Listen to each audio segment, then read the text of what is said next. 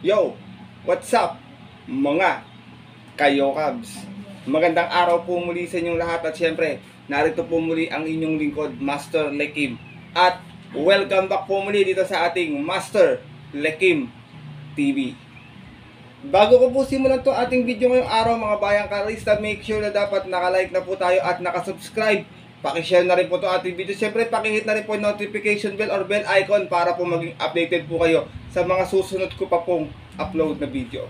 At ngayong araw mga bayang karista, meron tayo muling konting silip, giya, at race analysis sa karera para po kayo araw ng Sabado. Weekend races tayo, bagamat maiksi ating karera ngayong weekend races mga bayang karista. Araw po ng Sabado, April 20, 2024. Dito po muli sa Metro Turf Malbar, Batangas at meron po sila inihandang 7 races na magsisimula po sa ganap na alas 5 ng hapon. Pinaghahandaan po nila yung next week, yung ating Chairman's Cup, kaya sigurado ko medyo makapal din na magiging lineup next week mga bayang karista. Pero bago ko po simulan yung ating video pasalamatan ko lang po at batiin ko lang po na shoutout yung mga bago po nating followers at subscribers na always rin po nakatutok at nakasuporta dito sa ating YouTube channel. Magandang araw po sa inyo at shoutout nga po pala kay Arnold Aren Nehal Roque, Batang Pasay, shoutout sa iyo bro. Maraming salamat din sa pagtaya palagi sa ending ko. Ganoon din kay Sir Jason De Los Santos, kay Rawi Jimenez, shoutout sa iyo. Kay Brian Tadle, shoutout din kay Boss Toto ng Tondo, Manila, shoutout po sa inyo. Kay Jan Liam Santos, ito always present din lagi sa ating YouTube channel at always din tumataya sa akin. Salamat sa suporta bro. Jericho Namba, shoutout din po kay Sir Anton Baluyod, kay Nald Ganado, kay Sir Manuel Tandes, kay Christopher Cruz na nagabang na ating long shot. Shoutout sa iyo, maraming salamat sa pagsuporta. Ganoon din po siyempre kay Sir Elmer aka Windblow na always nakatutok din sa ating YouTube channel. Shoutout po sa inyo, ingat po kayo palagi dyan. Kay Sir Jun Sanco at kay Bro Linter John Carter, maraming salamat sa pagsuporta palagi bro. At siyempre salamat din sa palagi pag binibigyan mo ng pangmerienda si Taguro. Alam ko naman paborito mo si Taguro, yung pusa ko. Shoutout sa inyo. Maraming salamat po sa pagsuporta at pagtiwala palagi mga bayang karista. Kaya ito, siyempre hindi ko na rin papatagal agad yung konting silip at giya. Puntahan na natin agad yan. Matapos lamang po yung ating maikling intro. Kaya, let's go! Mga Kayokabs!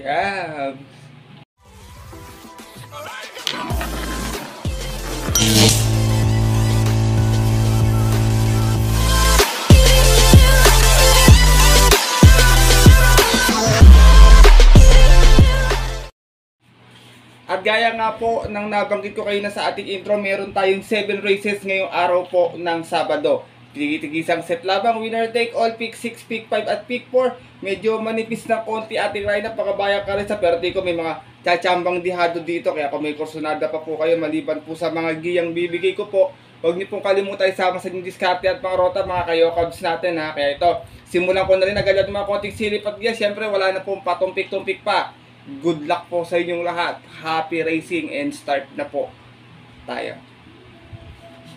Race number 1, start na ating winner take all event. Lowest group agad, 1400 yating distansya. Pillar accommodating base class 5 point split placers. Meron tayo 5 runners sa maglalaban-laban. To lahat to may panalo mga bayang karista. Si Happy Julian, baka mapabayaan nila sa unahan. Solo taga ito dito, halos yung kalaban puro dirimate, pero kung may aagapay naman po agad, pwede pong makachamba rin talaga yung mga ibang mag-aabang lamang. Kaya ito, pili na ako mga bayang karerista. First choice ko ito, pwedeng isunod agad to Pwede rin namang umagapay rin agad sa unahan. Numero 4, double strike na re-rendahan po ni Christian Advincula. Napanalo ni Christian Advincula last time sa 1200 po ito, meron to 115.8. Umalis po ito ng 4-4, pang-apat siya umalis sa alisan, out of 6 rounds naglaban-laban. Sa isang rating B6 and 10 po, buwaba po pala ng grupo to dito at yung po ng April 5, kung saan dinalo niya po doon yung kabayong si Clairvoyant. Gaya nga, from Marlon Cañete, this time po ang rerenda, Christian Advincula, para sa ating numero 4, si Double Strike. Second choice ko, may ang kintulin din naman habang naipwesto na maaga. Tingin ko pwede rin makachamba kasi konti lang silang tatakbo. Numero 1, Lapping Tiger. Narerendahan po ni Michael De Jesus. Ito namang si Lapping Tiger may 131.2 last run sa 1400 kung saan segunda po ito bayang kadarista. Umalis po ito ng G7 out of 12 runners na naglaban-laban. Same rating base sa depot yung po ng April 13 last week kung saan ang nanalo po doon yung kabayong si My Dad Bogard. Same rider pa rin po na dito. Regular jockey, Michael De Jesus para sa ating numero 1 si Laughing Tiger. Race number 1, mga bayang kalarista, kung may nasisipat pa, lahat po ito may panalo. Kayo na pong bahala mag-decide kung sino po yung kakampiyan nyo or isasama nyo. First choice ko po muli, numero 4, Double Strike. Second choice, numero 1, Laughing Tiger. Good luck po. At lipat pa po tayo sa ating race number 2, kung saan magsisimula naman po ating pick 6 event, another 1400 meters. Non-winners, 3-year-old and above maiden, at meron tayong 7 runners na maglalaban-laban. Dito mga bayang kalarista, first choice ko, medyo napapag-iwanan na sa grupo, stakes race campaigner to Numero 2, Creation of Adam, narerendahan po ni Patty Dilemma. Last run po, segunda sa 1200, meron tong 114.2. Umalis po siya ng 2-3, medyo na segunda pwesto lang siya dahil matuloy yung tumalo sa kanya last time noon, out of 7 runs na naglaban-laban. Sa isang 3-year-old maiden noong April 5, kung saan na-upset nga po siya doon nung kabayong si Spirit of Might. Same rider pa rin tayo dito, Patty Dilemma para sa ating numero 2 na si Creation of Adam.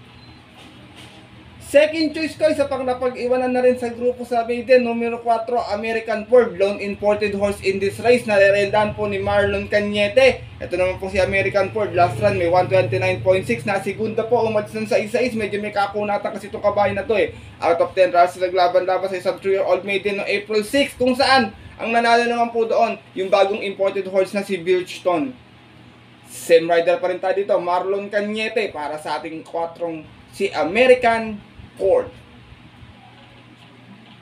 Race number 2, mga bayang kalarista, non-winner, baka may mga tagupa ang preba, baka may nasisipat kayo o baka may mabalitaan kayo, kayo na lang pong bahalang magdagdag na lamang.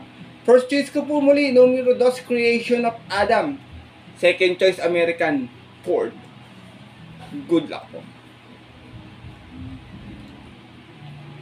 At narito na po tayo sa ating race number 3, kung saan magsisimula yung paborito ko exotic bets, ang pick 5 event. 1400 mula ating distansya, field accommodating base class 4, 1621. Meron tayong 6 runners na maglalaban-laban to. Laban na matutulin sa unahan to, bayang kalarista, tool of choice, real equity, tsaka yung naka-long shot last time na si Don Pedro. Sigurado ko hagaran sa unahan to, baka magkaubusan, baka mapabor po to sa mga rimate, kaya po rimate ang kakampihan ko sa karera na to, bayang kalarista. First choice ko, pwedeng isunod, pwede rin namang mauna rin agad sa unahan, numero 5, Ayuda. Narerendahan po ni Christian Advincula. Last time, segunda to si Ayuda, may 129.4. Umalis ng 4-4, pang-apat sa alisan, out of 10 runs naglaban-laban. Same rating base din po, at yun po ng April 13, kung saan ang nanalo po doon. Yung naglolo ko pa sa takbuang kabayong si Grand Monarch.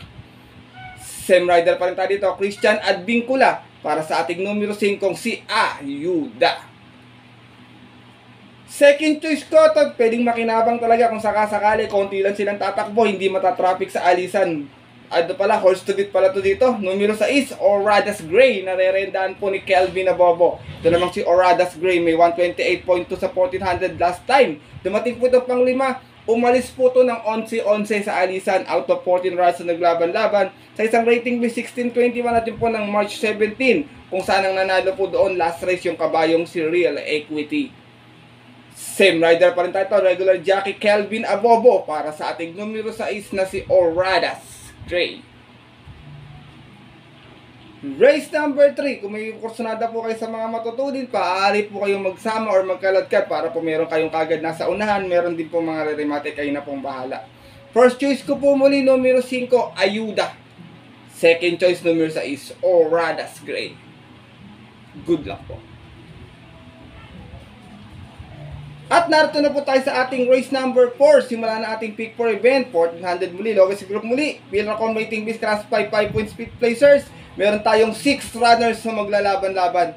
Dito mga bayang kalarista, long shot of the day ko po, numero 1. Smarty Jazz, narerendahan po ni si Espada Jr. Itong kabayo to, minsan titimbang, minsan naman hindi dadating. Tingin ko kumukuha lang ng tamang tempo to or buwelo. Baka dito makakachamba na mga bayang kasi konti silang tatakbo. Meron tong 116.6 sa 1200 na kung saan nasigunda to. Umalis po to ng 6-6 out of 8 rounds na naglaban-laban. Sa rating base 6 and 10 pa po at yun po ng March 1. Kung saan ang nanalo po doon sa kairan nila yung kabayong si Top Jose. Same rider pa rin tayo dito, si Espada Jr. para sa ating long shot of the day na numero 1, si Smarty Jazz.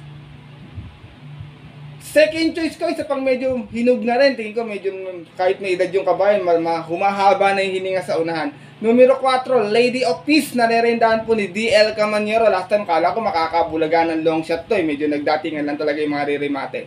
Meron tong 131.2 last time. Dumating po itong Tarsera. Umalis ng 2-2 out of 12 runners na naglaban-laban. Same rating based report yung po na April 13. Kung saan ang nanalo po doon yung kabayong si My Dad Bogard. Same rider pa rin tayo dito. DL Camaniero. Para sa ating numero 4, si Lady of Peace. Trainer pala nito si former jockey Dennis Camaniero, mga bayang karerista. Race number 4. Ito, lahat to may panalo, mga bayang karerista. Wala rin palang pang iwan dito. Kahit sila Rain and Thunder, si Sinag, si Rise Up. Kayo na pong bahalang mag-decide kung sino po yung isasama nyo, kakalat ka din nyo. At syempre, makibalita na din po kayo. First choice ko po muli, long shot of the day, numero 1, Smarty Jazz. Second choice, numero 4, Lady of Peace. Good luck po. At lipat na po tayo sa ating race number 5. Last DD1, 1400 mula din distansya. Field record mating base class 460-21. Meron tayong 6 runners na maglalaban-laban. Dito sa karera na to, dalawa yung nakikita kong pwedeng maghagaran sa unahan eh. Itong 5-6, sigurado ako baka hindi magbigayin, baka mapabor sa remate. O pwede naman pong isa umagapay lang, mag-abang bago mag-rekta, tsaka jab-jab. Pwede siya na rin yung makinabang. Pero dito ako, first choice ko, Lone Grey Galloper, numero 5, High Society. Narerendahan po ni Allison Public. Lumalaban sa matataas na grupo to eh.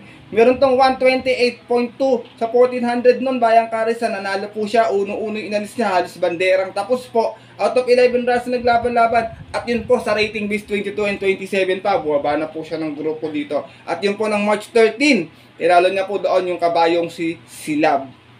Same rider pa rin tayo ito, regular jockey Allison Pabilik para sa ating numero 5, si High Society. Kung sakaling hindi nga po siya pagbibigyan ni The Price is Right sa unahan, eh pwedeng makinabang itong aking second choice sa Dirimate, imported horse numero 4, Matikas, narerendaan po ni RC Suson. Ito naman, napanalo to ni Rico last time, may 127.4, umalis po ng 7.5 sa Alisan, out of 10 runs naglaban-laban. Same rating based sa din po ng March 30. Tinalo niya po doon yung kabayong si Arrogante. Gaya nga po ng nabanggit ko, naipanalo nga po to. Same rider, RC Suson para sa ating imported horse na numero 4, si Matikas. Race number 5, mga bayang kalarista, tingin ko pwedeng tsumamba na lang sa kanila dito si Queen Gabby, tsaka ngayon si The Price is Right. Kayo na pong bahalang magdagdag. First choice ko po muli, magdadala ng marcha, numero 5, High Society. Second choice, pwedeng makinabang ko sakali magkakaroon ng early speed battle, numero 4, Matikas. Good luck po. At lipat na po tayo sa ating penultimate race ngayong araw po ng Sabado. Race number 6, another 1400 meters, field record mating base class 4, 22 and 27 split bracket. Meron tayong 8 runners but 7 in betting numbers lamang po. Dito ako, first choice ko, gaya nga po ng nabanggit ko sa ating last video, ay meron na itong kabayo to, medyo gumalaw na last time to. Numero 2, Grey Galloper, Moment of Truth, narerendahan po ngayon ni John Alvin Guse. Last run nito, may 128.4 nab, dumating po ng pang-5, pero umalis po ito ng 3-3, nakatarasera pwesto lang sa Alisan. Out of 8 runs naglaban-laban, same rating base po yung po na April 14, kung saan ang nanalo po doon yung kabayong si Graceful Gift. From Pamboy Ponce, this time mga renda, John Alvin Guse para sa ating numero 2 na si Moment of Truth. Second choice ko, sumalida lang na maayos to or makapwesto ng mga gating ko, pwede nang tsumamba to. Lagi kasing nabibitin to, laging late kung dumating. Numero 5, Lone Imported Horse, Field the Burn, narerendaan po ngayon ni Eminem Gonzalez. Last run, Tarsera, may 128.2, umalis ng 7.5 sa Alisan, out of 14 runs naglaban-laban. Sa rating base 22-27 at yung po na April 6 last race, kung saan ang nanalo po doon yung kabayong si Golden Sunrise.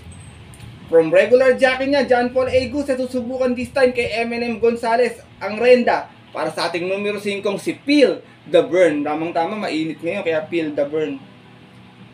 Isinasama ko pong third choice na pwedeng umagapay agad sa unahan. May angkin tulin din naman, numero 3, Grand Laughter, narerendahan po ni si Espare Jr. Ito naman, last run, Tarsera, may 129.4, umalis sa stress sa Alisan. Out of 8 runs naglaban-laban, same rating busy po yung po na April 12 naman. Doon naman po sa karerang napanalunan ng kabayong si Chocolate Thunder.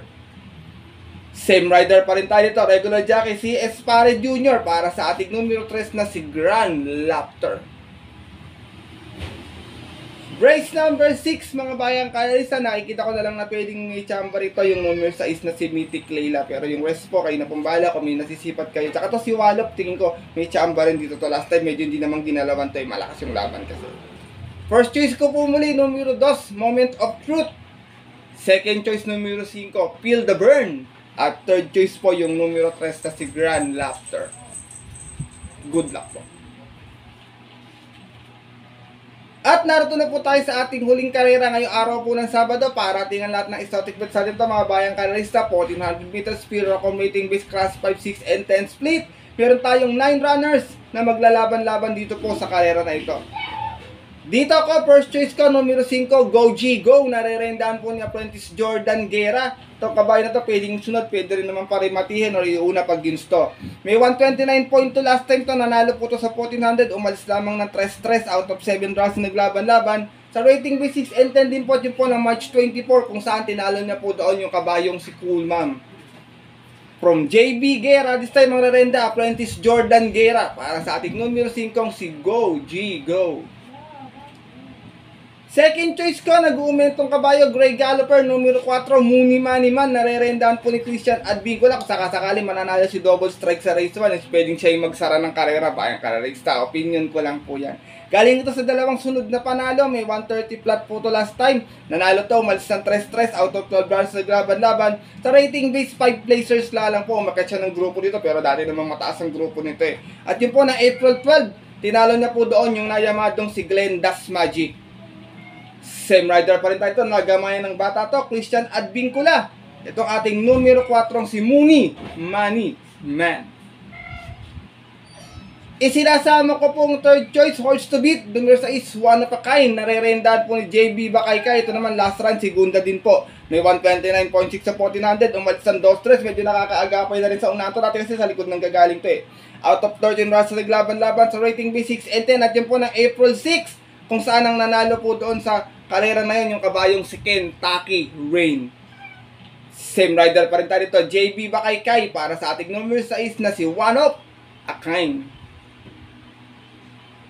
Race number 7, mga bayang karerista, kung may nasisipat pa, tingin ko may mga magandang panama rito. Kung sakasakali, pwede nyo pong pagpilian yung 2, 3, tsaka po yung 7. Yan, sigurado ko may mga tsamba pa sa paratingan yan. Siyempre, mas maganda yung marami tayo sa paratingan para sigurado talagang makachamba tayo ng exotic bets. Pero ako po, muli, ulitin ko first choice ko po muli, numero 5, Go G Go. Second choice, numero 4, Muni Money Man. At third choice, yung numero 6 na si One of a Kind.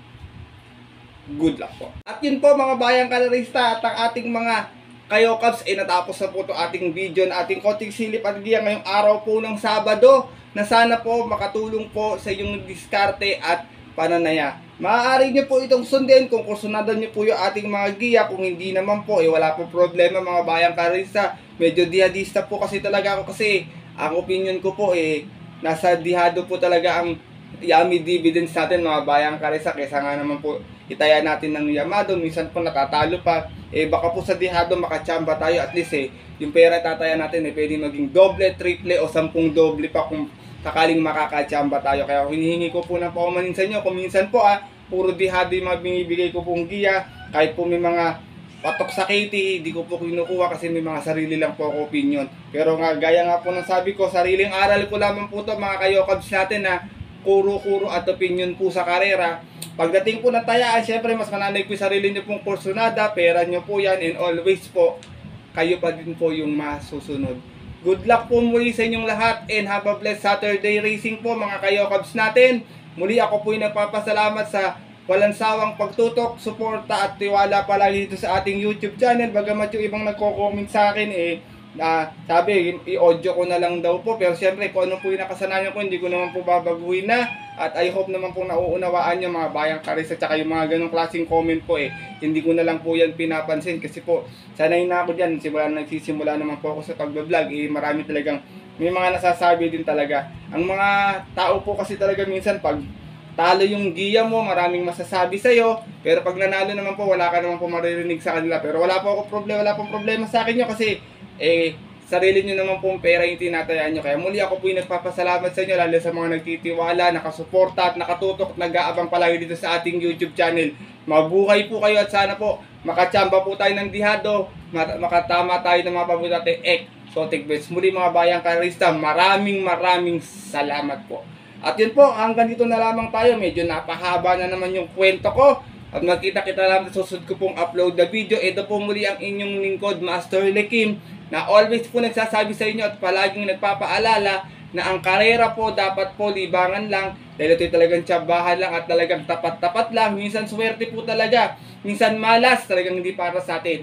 Pero pag pinagbigyan tayo ng nasa taas mga bayang karista, huwag natin kalimutan magpasalamat po sa Kanya. Tumulong tayo sa ating kapwa. Kahit sa simpleng pamamaraan lamang. Ika nga, share your blessings. Napakalaking bagay po nito sa ating kapwa. Good luck po muli sa inyo lahat and happy racing. Sa mga pupunta po ng OTVs, 5 PM naman po ating start time. Stay safe everyone po mga bayang karista at ating mga kayokabs. God bless na din po. At syempre tawag dito, sana magsitama po tayo ngayong araw po ng linggo. Muli, ito po yung lingkod, Master Lekim, na nagsasabing God bless mga bayang karista.